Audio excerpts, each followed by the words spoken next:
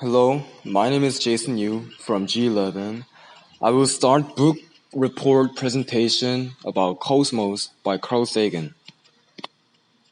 Since I was young, I always had a mighty curiosity about the outer space, but I still do not know at what specific point I started wondering, and for what reason I desired to know more of it. I'm sure that I was not the only one who felt the thirst of knowledge about cosmos, because that feeling was the source that made this book and the documentary film of the same name a classic. Cosmos, this is the word came from a Greek word which means the order. While it is an antonym of the word chaos, it connotes a deeper meaning than the simple words such as space and universe. I thought that it perfectly fits the title of the masterpiece, the vast collection of everything in the universe. As one can see an overwhelming picture of the Milky Way and big letters Cosmos on it, it is easy to mistakenly think that the book includes astronomical information only. However, the book is an encyclopedia of the history of not only the cosmos but also the Earth and humanity. I also noticed that it's not a mere scientific explanatory book written in a hard tone, but a book full of poetic expression. One of them is, in all chaos, there is cosmos. In all disorder, a sacred order. This paradox means multiple meanings. It may mean that there are so many unknowable phenomena, but inside of them, the universal principles operate perfectly. More scientifically, the entropy, the measure of how disorderly a system is, will eventually increase, although everything interacts with another within the principles. I was so fascinated by the quote because I can see how profound the depth of the author's understanding is. That is, the author was prepared to write such quality sentence with a distant ability of both poem and science. Likewise, I could find many traits of the author, Carl Sagan, and it provided me a broader side of this book when I learned more about what kind of person he is.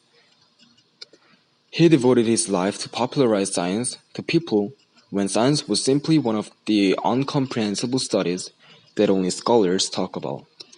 The documentary series that later became the base of this book was a big boom among the people at that time. Even my father said that he watched the documentary. Not only Cosmos, but also Contact, which is known both as a novel and a movie, are his greatest pieces.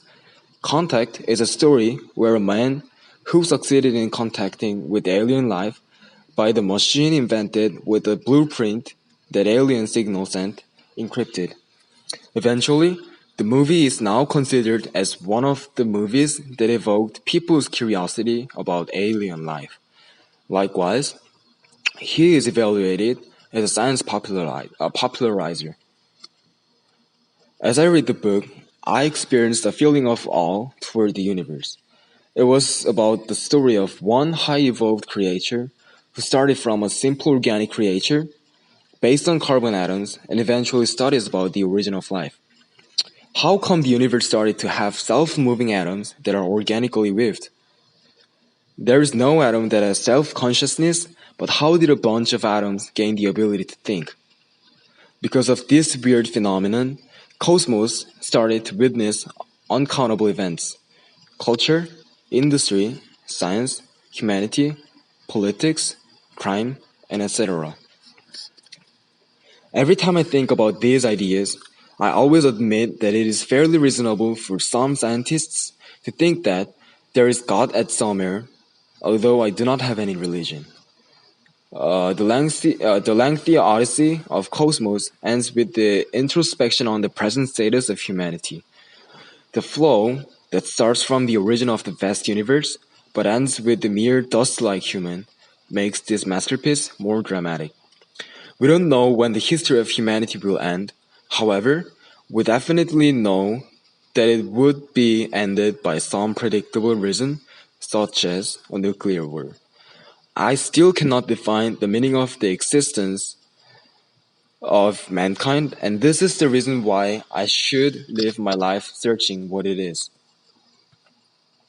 For the last, I know that it was a hard work to put the universe in a mere 700-page long book, but it finally made it. I am very thankful to Carl Sagan for writing this wonderful book and letting me think a lot. Thank you for listening.